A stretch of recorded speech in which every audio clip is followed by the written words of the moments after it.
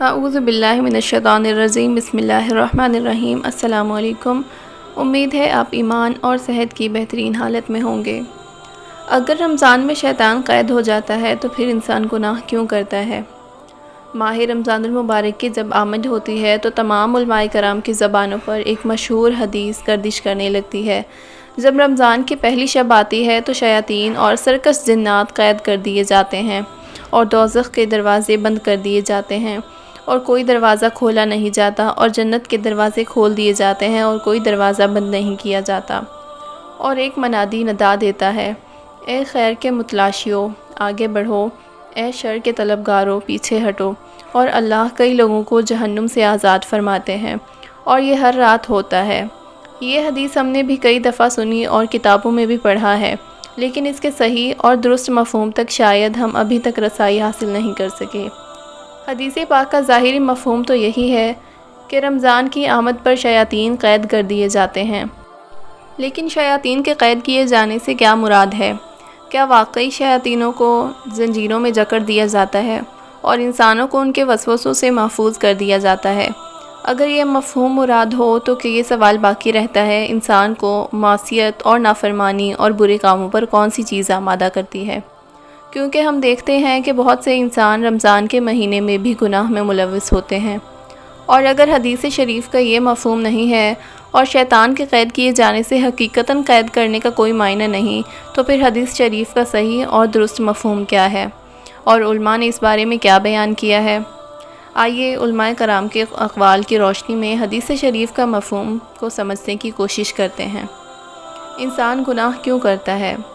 سب سے پہلے تو یہ جان لینا چاہیے کہ انسانوں سے گناہ کیوں سرزد ہوتے ہیں، کون سی چیز گناہوں پر اکساتی ہے۔ انسانوں کو گناہ کی دعوت دینے والی دو چیزیں ہیں۔ اول تو شیطانی وسوسے۔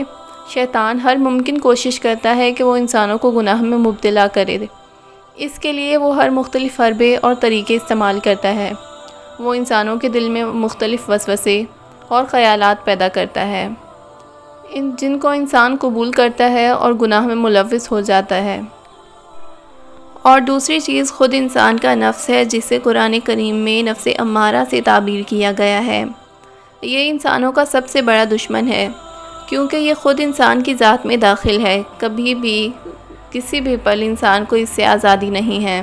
یہ انسانوں کو گناہوں اور دنیاوی لذتوں کی جانب راغب کرتا ہے۔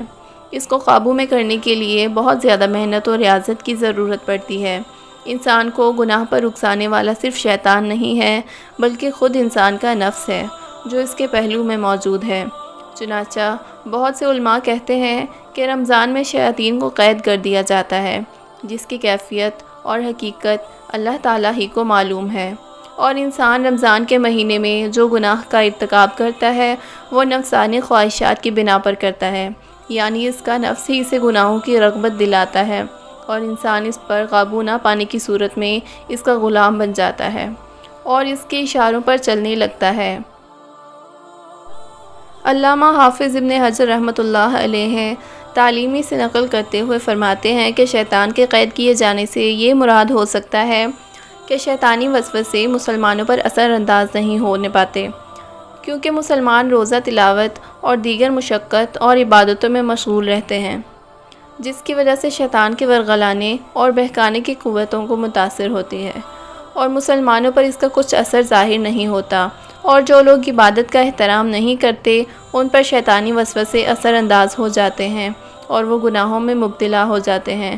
بعض علماء یہ فرماتے ہیں کہ تمام شیطانوں کو قید نہیں کیا جاتا، بلکہ سرکش شیطانوں کو قید کیا جاتا ہے، جیسے کہ حدیث شریف کے لفظ سے معلوم ہوتا ہے، یعنی عام شیطان موجود نہیں ہوتے، وہ بدستور انسانوں کو ورغلانے اور بہکانے کا کام جاری رکھتے ہیں، اور انہی کے وسوسوں کے دام پھنس کر بہت سے لوگ رمضان میں گناہ کے مرتکب ہوتے ہیں۔ بعض علماء کہتے ہیں کہ شیطان 11 مہینے انسانوں پر اپنا اثر ڈالتا رہتا ہے، اور یہ اثر انسانوں کے اندر اس قدر بھر جاتا ہے اور مضبوط ہو جاتا ہے کہ شیطان قید بھی رہے تو اس کے ڈالے ہوئے اثر کے نتیجے میں انسان گناہوں میں مبتلا رہتا ہے۔ شیخ ابن عثیمین رحمۃ اللہ علیہ سے جب اس کے متعلق دریافت کیا گیا تو آپ نے فرمایا کہ یہ حدیث ان امور غیبہ میں سے ہے جس کے متعلق ہماری شان یہ ہونی چاہیے کہ ہم اسے تسلیم کریں اور مان لیں، اور اس کے متعلق کوئی کلام نہ کریں، کیونکہ یہی مسلمانوں کے ایمان و اعتقاد کے حق میں بہتر ہے۔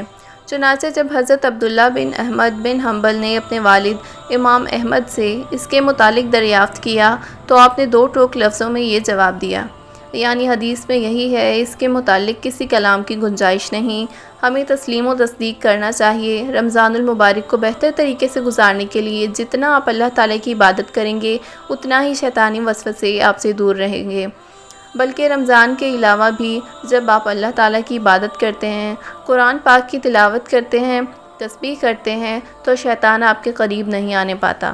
شیطان کن لوگوں کے قریب آتا ہے؟ شیطانی ہتھ کنڈے کن لوگوں پر زیادہ کام کرتے ہیں؟ وہی لوگ جو اللہ تعالیٰ کی عبادت نہیں کرتے، ذکر نہیں کرتے، نماز نہیں پڑھتے اور قرآن پاک کی تلاوت نہیں کرتے۔ جب انسان اللہ پاک سے دور ہو جاتا ہے تو رسول اللہ صلی اللہ علیہ وسلم کے بتائے ہوئے طریقے سے دور ہو جاتا ہے، آپ صلی اللہ علیہ وسلم کی سنت پر عمل نہیں کرتا، تو ظاہر سی بات ہے وہ شیطان کے ہاتھ چڑھ جاتا ہے اور شیطان کا سب سے آسان ہدف بن جاتا ہے۔ اس لیے جب تک انسان اللہ تعالیٰ کی عبادت کرتا رہتا ہے، اللہ تعالیٰ کا ذکر کرتا رہتا ہے، نماز پڑھتا رہتا ہے، شیطانی وسوسے اس پر اثر انداز نہیں ہو سکتے، شیطان اس سے دور بھاگتا ہے۔ کافی حدیثوں میں ہم نے پڑھا ہے کہ یہ جو ہم اللہ تعالیٰ کی عبادت کرتے ہیں، جب ہم ذکر و اذکار کرتے ہیں تو شیطان ہم سے دور بھاگتا ہے۔ ماہ رمضان برکتوں والا مہینہ ہے اور اسے ماہ کی عظمت کا اندازہ اس بات سے لگایا جا سکتا ہے کہ قرآن مقدس کا نزول اسی مقدس مہینے میں ہوا۔ رمضان کا پہلا عشرہ رحمت، دوسرا عشرہ مغفرت اور تیسرا عشرہ جہنم کی آگ سے نجات کا ہے۔ رمضان کا چاند نظر آتا تو حضور پاک علیہ الصلوۃ والسلام فرماتے، یہ چاند خیر و برکت کا ہے۔ میں اس ذات پر ایمان رکھتا ہوں جس نے مجھے پیدا فرمایا۔ اللہ پاک ہم سب کو سمجھنے اور رمضان المبارک کو صحیح طریقے سے گزارنے کی توفیق عطا فرمائے، آمین یا رب العالمین۔ امید ہے ویڈیو آپ کو پسند آئی ہوگی، اور اگر آپ کو ویڈیو پسند آئی تو پلیز ویڈیو کو لائک کر دیں، چینل پر نیو ہو تو سبسکرائب کر دیں۔ ملتے ہیں نیکسٹ کسی اچھے سے ٹاپک کے ساتھ، اچھی سی ویڈیو کے ساتھ، تب تک کے لیے فی امان اللہ۔